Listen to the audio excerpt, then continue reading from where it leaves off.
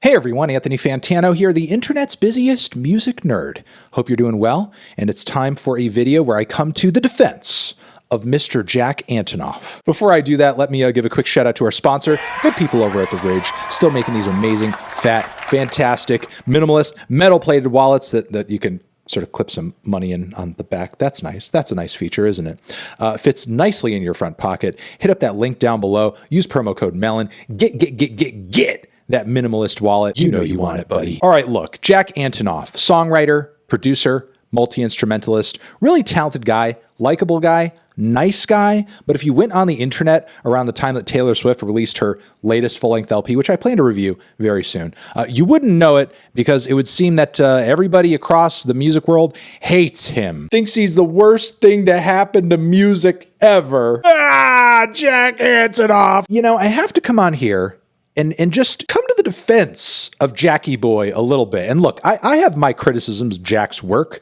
I haven't given every single song and piece of production that man's given a positive review. I don't think he's God's gift to pop or anything like that, but he is talented. He is consistent. He is very good at what he does. He has a sound and he has a style that's at least recognizable. And you know what? Some Bleacher songs are pretty damn good. I think it's kind of short-sighted to ignore the high points in Jack's songwriting and production career, just because maybe he's been a part of some songs and some recent work that we don't care for as much. In this melon's opinion, there is still plenty of gas left in the Antonoff tank, and I'm ready to drive this baby into the ground. But really, when it comes to the discussion around Jack Antonoff and what he brings to the table as a producer, I feel like there's two breeds of sexism that orbit around this conversation. The first one is that, oh, look at Jack, talented Jack, helping out all the helpless girlies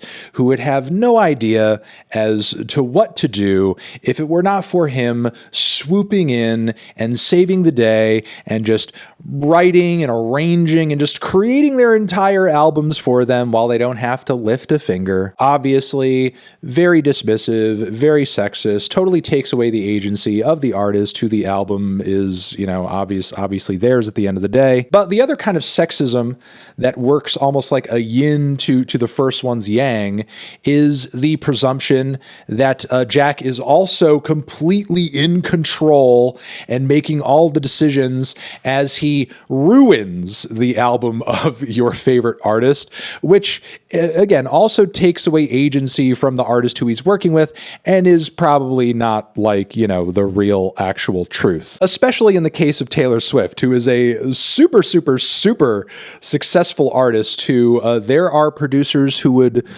give basically every limb they have to be able to be a part of a Taylor Swift album and be paid residuals off of that record through production and co-writing from now until the day they die. Taylor has no shortage of access to people who want to produce for her. And as far as we can see and understand as the fans on the outside, there are currently no business dealings that wed Taylor to Jack Antonoff.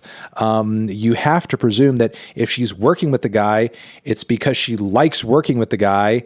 And I mean, you know, he is a nice man. He does come off as a nice guy. That so much is true. But I can't imagine that Taylor Swift would hand her albums over to a dude just because he was nice. I have to imagine Taylor actually enjoys the sounds that this man helps her produce and arrange onto her records. Again, essentially what I'm getting at here is there's a lot of dismissive attacks being leveled at the new Taylor Swift album with the presumption that, like, oh, it just sounds really bad because Jack was doing all the synths and making all the decisions, when I'm pretty sure Taylor is every bit as much a part of that album sounding the way it does as Jack is, if not more so, because she is the one at the end of the day making the final decisions. Like, you can't convince me that the working dynamic in the studio between Jack and Taylor is Jack going, "No, Taylor, it's gonna sound like this because I say so, and I'm Jack Antonoff, the hottest producer in the industry." Meanwhile, Taylor is tied to a chair. She's like, "No, not another synth." Meanwhile, Jack, stroking his very good looking mustache. Yeah, I'm gonna add a vocal effect here too. It's kind of funny because like hating on Jack Antonoff around the release of a Taylor Swift album has become such a ritual, such a tradition that Taylor is like putting out tweets and putting out social media posts just to remind people, hey, this guy is my friend. I like this man. I enjoy working with him. Seriously, stop shitting on him. I am happy that he is around. Take this into consideration.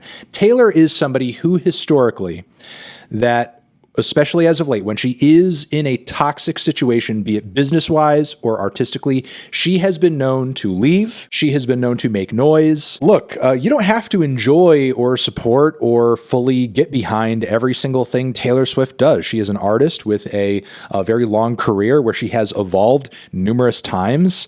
Maturing is realizing that your fave, that the artist that you stan, is not going to make a banger album every time, especially when their catalog is getting up there in terms of 6, 7, 8, 9 albums or more. Some of the records are just going to be okay. Some of them are going to stink. Some of them are just not going to appeal to everybody. And from what I'm seeing so far, just Midnights is one of those records who, not every Taylor Swift fan is going to love. And that's okay, especially since it seems like she's not going anywhere anytime soon. And she's going to come out with another record in another year or so. And maybe you will enjoy that one more. I will come out here very boldly and say I'm a Jack Antonoff supporter. Maybe not in terms of praising and loving every single thing that he does, but in spirit, he's playing a supportive role as far as instrumentation and sometimes co-songwriting too. And that's good. That's fine. That's what he should be doing. Respect to him for continuing to do that while also catching more flack than most producers do, I think, in the industry. So, Jack, if you're watching this, hang in there, buddy. I'm sure the money's worth it, but to the degree that it's not, and some of these attacks are kind of getting at your feelings or your ego a little bit, don't let it, man. You've made it this far for some reason. I'm not the one producing a Taylor Swift record, and neither is anybody else who's hating on you on Twitter. So yeah, I think I will leave it at that. You guys are the best. Thank you for watching. Over here next to my head is another video that you could check out. Hit that up or the link to subscribe to the channel. Anthony Fantano, Taylor Swift, Jack Antonoff, you're the best forever.